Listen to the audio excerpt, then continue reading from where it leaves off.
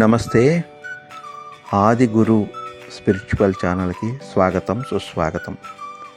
భక్తి లేనిదే ముక్తి లేదు, ముక్తి లేకుంటే మానవ జన్మకి అర్థం లేదు.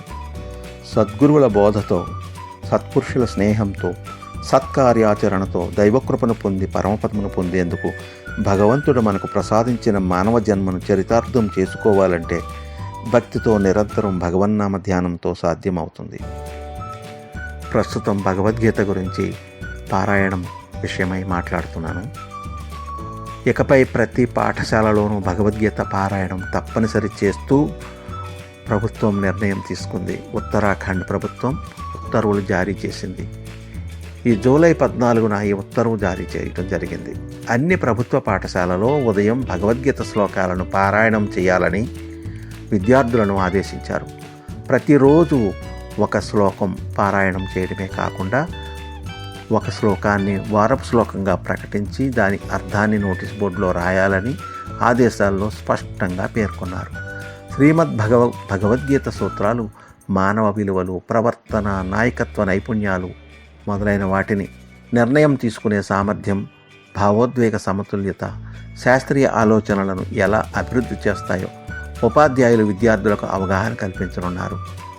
జాతీయ విద్యా విధానం 2020 క్రింద భారతీయ సంప్రదాయం, జ్ఞాన వ్యవస్థ ఆధారంగా విద్యార్థులకు వివిధ విషయాలను బోధిస్తామని విద్యాశాఖ డైరెక్టర్ డాక్టర్ ముకుల్ కుమార్ సతీ తెలిపారు. అంతకుముందు ఉత్తరాఖండ్లో రాష్ట్ర పాఠ్యాంశాలకు సంబంధించి మే 6న జరిగిన సమావేశంలో ముఖ్యమంత్రి పుష్కర్ సింగ్ ధామి శ్రీమద్ భగవద్గీత రామాయణాన్ని అందులో చేర్చాలని సూచనలు ఇచ్చారు. రాష్ట్ర పాఠ్య ప్రణాళికలో భగవద్గీత రామాయణాన్ని కూడా చేర్చారు. రాబోయే విద్యా సంవత్సరం నుండి పుస్తకాలు అందుబాటులోకి వస్తాయి.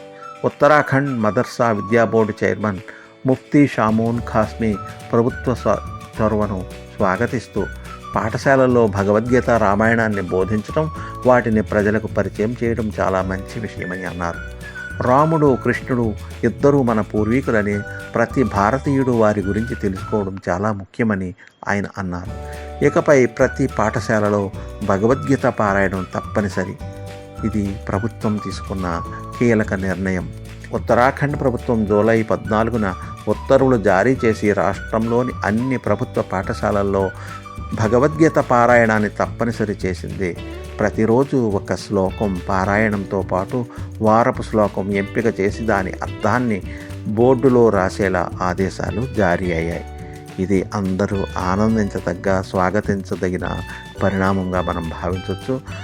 భారతదేశంలో ప్రతి విద్యాలయంలోనూ కూడా భగవద్గీతను పాఠ్యాంశంగా బోధిస్తే విద్యార్థులకు ఎంతో ఉపకారం చేసినట్లు అవుతుందని భావిద్దాం. ఇటువంటి మార్పు కొన్ని విదేశాల్లో సైతం సాగుతూ ఉంది. ఇటువంటిది మన భారతదేశంలో కూడా ఈ భారతం, రామాయణం, భాగవతంతో పాటు ఈ భగవద్గీతని కంపల్సరీగా పాఠ్య ప్రణాళికలో చేర్చవలసిందిగా మనం ఆశిస్తూ, ఇది నచ్చినట్లయితే మీరు లైక్ చేయండి, కామెంట్ చేయండి, అలాగే మీ ఫ్రెండ్స్కి షేర్ చేయండి. ఇంతవరకు మీరు ఈ ఛానల్కి సబ్స్క్రైబ్ చేసుకోకపోతే తప్పకుండా సబ్స్క్రైబ్ చేసుకోండి. అనేక ఆధ్యాత్మిక మంచి విషయాలని ఈ ఛానల్లో మీకు పరిచయం చేయడం జరుగుతుంది. ధన్యవాదాలతో మీ నాగేంద్ర కుమార్ వేపూరి.